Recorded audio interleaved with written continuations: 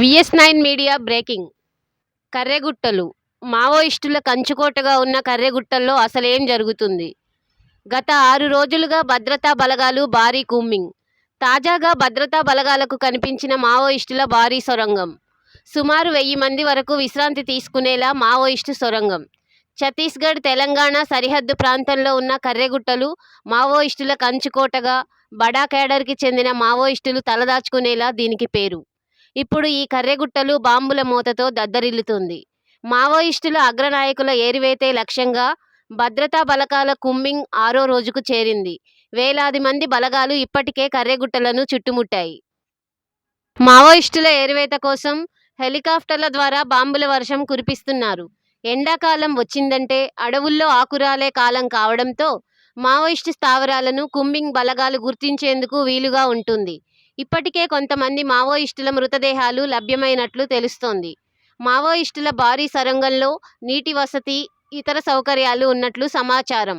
ప్రస్తుతం గత 5 రోజులుగా జరుగుతున్న కర్రెగుట్టల కూంబింగ్ బలగాల ఆపరేషన్లో ఎన్నో విషయాలు వెలుగులోకి వస్తున్నాయి.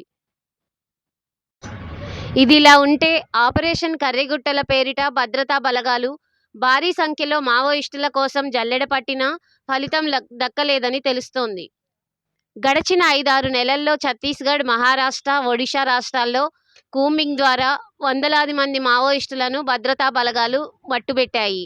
ఈ నేపథ్యంలో తమ స్థావరాల నుంచి తప్పించుకున్న మావోయిస్టులు ఆత్మరక్షణ కోసం తెలంగాణ, ఛత్తీస్గఢ్ సరిహద్దుల్లోని కర్రెగుట్టలకు చేరారు. సమాచారం అందుకున్న భద్రతా బలగాలు గత సోమవారం సాయంత్రానికి కర్రెగుట్టలకు చేరుకొని ఆపరేషన్ కర్రెగుట్ట పేరుతో అధునాతన పరికరాలు, డ్రోన్లు, హెలికాప్టర్లతో మొదటి 3 రోజుల పాటు తీవ్రంగా గాలించాయి. గగనతలం నుంచి గాలిస్తూనే శక్తివంతమైన రాకెట్ లాంచర్లను గుట్టలపై జారవిడిచారు. మొదటి 2 రోజులు భారీగా బాంబులు జారవిడిచినట్టు సమీప ఆదివాసీ గ్రామాల ప్రజలు కూడా ధృవీకరించారు.